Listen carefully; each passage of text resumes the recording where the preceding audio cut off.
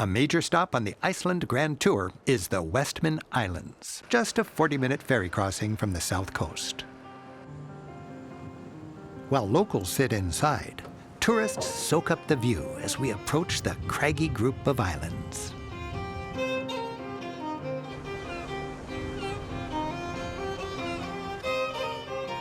The ferry squeezes into the harbor, and tucked into the shelter of the cliffs, our port comes into view. The Westman Islands' only town is a fishing community, surrounded by sea cliffs and a rugged terrain shaped by eons of volcanic eruptions.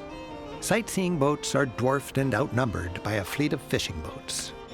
Visitors strolling the boardwalk sense how fishing is big in this country, and the Westman Islands fleet is the leading producer.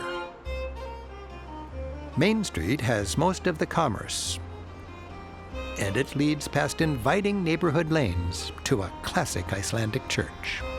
But the island is best known for a fiery eruption in 1973 when its volcano blew.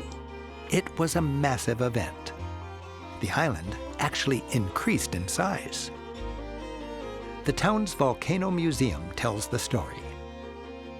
One frightening night, the slumbering volcano above town rumbled violently to life. Everyone evacuated by morning, but for months, molten lava flowed, slowly creeping closer and closer to the town center. The museum's centerpiece is an actual house that was completely engulfed by the lava.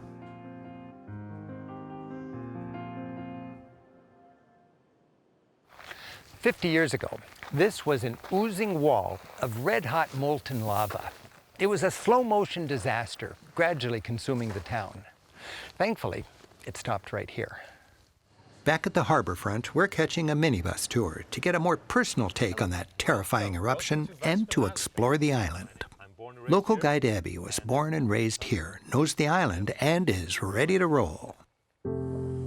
We're driving on lava left from the 1973 eruption.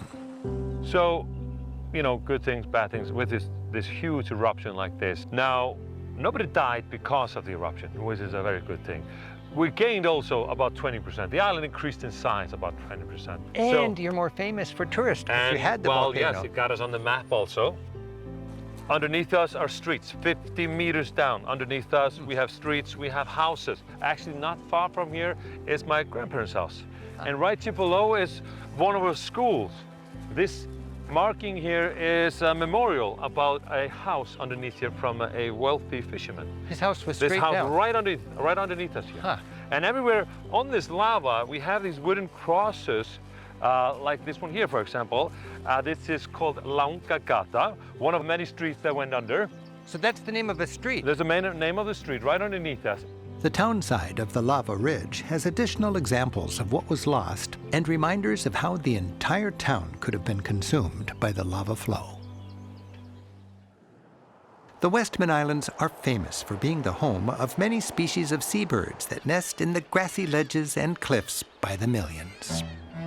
It's particularly well known for its puffins.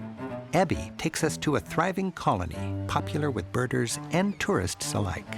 So this location here is the biggest puffin colony in the world. Now people come here to see the puffins, of course.